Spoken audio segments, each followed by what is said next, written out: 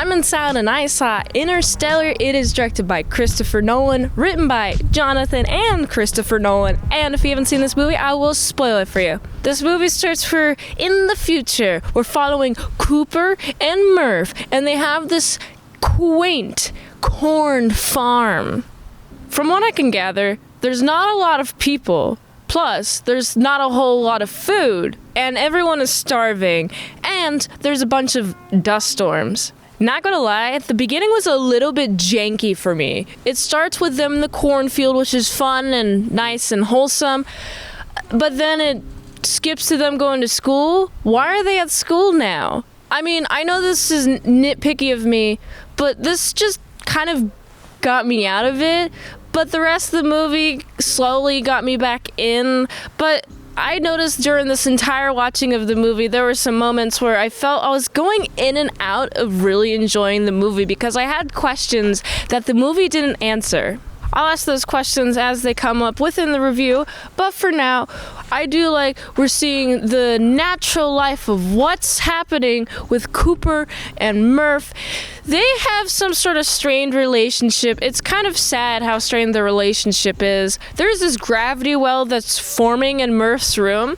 What is this gravity well doing here? Oh wow, no, there's a bunch of dust kicking into the place, you know, the house. Dust storm. Uh-oh, we left the window open. That sucks. Well, actually, there's some sort of message, and it's in Morse code. Interesting. The thick lines and thin lines, that's how you can tell it's Morse code. He writes down the coordinates, and he drives to the coordinates, and it's a NASA place, and the NASA people are like, oh, how did you get there? And I have no issue with this, right? This is completely fine. I do have just a personal issue with Cooper. Why do you feel the need to leave? Leave for the goodness of humanity? But dude, you have a daughter to raise. Who cares about humanity? Oh no, humanity's gonna go and you're the only one that can save it. I'm like, you're the only one that's here to actively save it, dude. And I guess you have the big old brains to save it or whatever, but dude, holy diggity dang. You're embarking on a journey in which every hour that you spend in that journey, it is 7 years. It's like dog years, but like more exaggerated. Planet number 1. And out of context, I've seen this scene actually.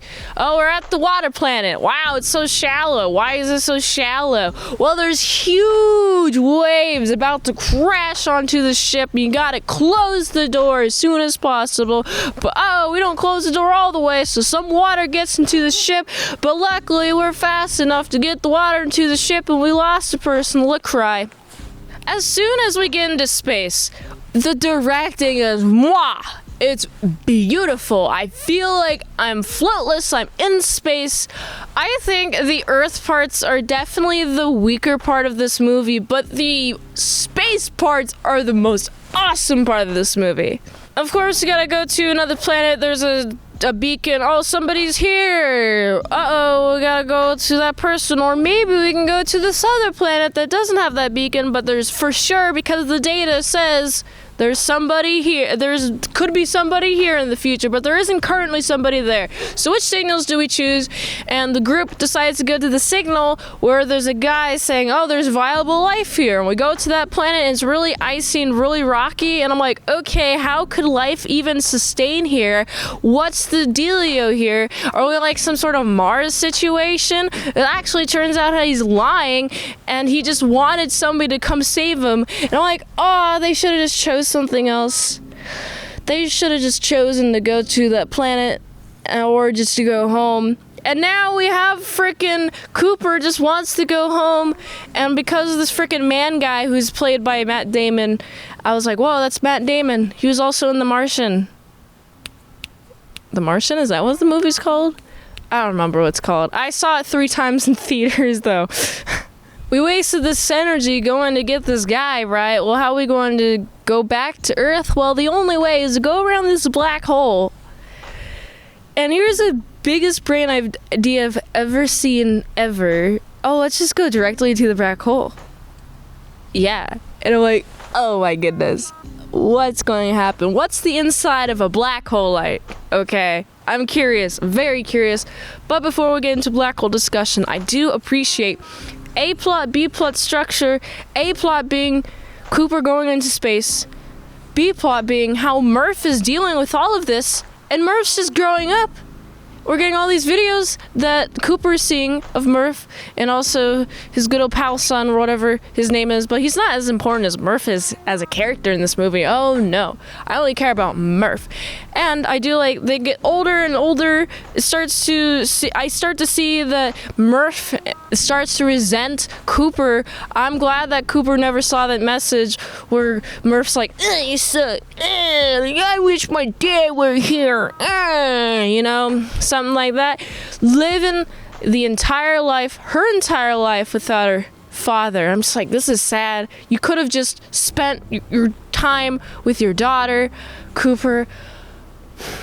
But of course, he goes into that black hole and he goes behind the library. I think out of context, I've seen this scene, or at least the part where he was knocking the books over on the other side, and I was like, oh, he was the one creating the message at the beginning of the movie. That makes sense. But here's something that I have a question with.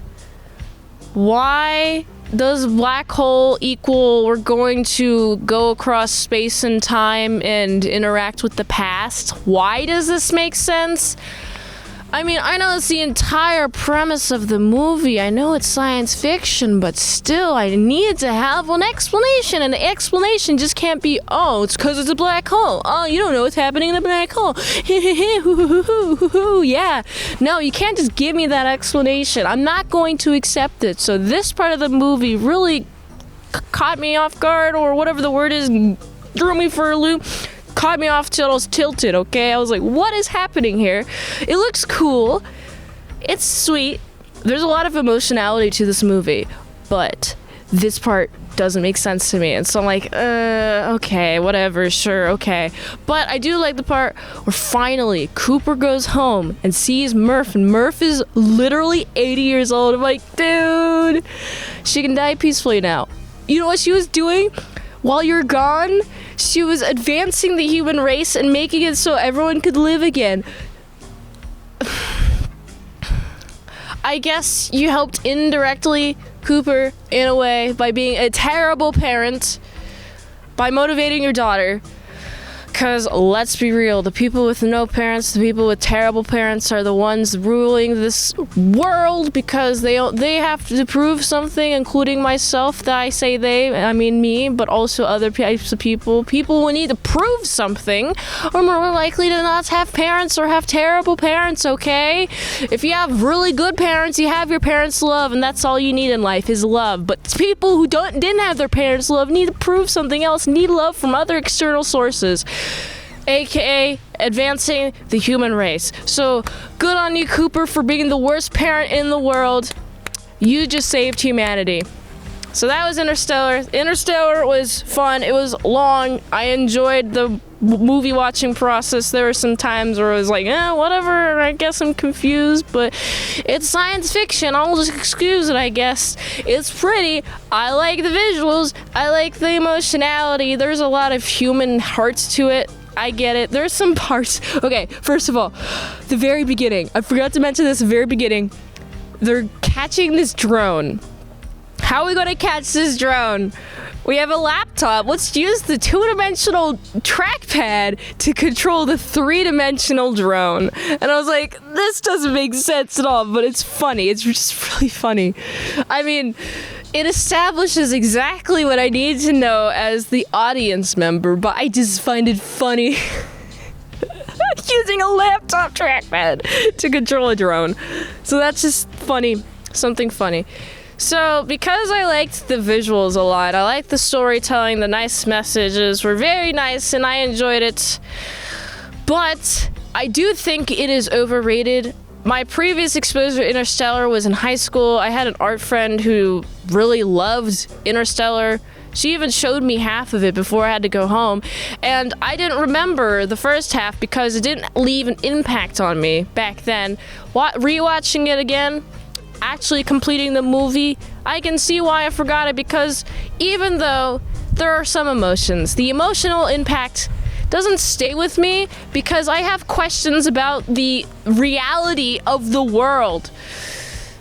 I just have a lot of questions, and they're not explained, or they're like, well, I don't know, actually. I'm not sure how that works. It's weird how that works. Just a little line to explain the frickin' black hole going through space and timeline, please. Please. That's all I need. Because of that small, minute detail, but I overall enjoyed the movie, I gotta give this movie a solid 7.7 out of 10. If you like this review, watch another one. The platform really likes that. If you want a fast track a movie review, you can do that for $20 deals at patreon.com/ASEPresents. And if you'd like to help support the daily grind of all them daily movie reviews, go to this link tree, find the way you can help support the daily grind of all them daily movie reviews. So you can go here. And until next time, mint salad saw. I see you later, my salad croutons, big bits.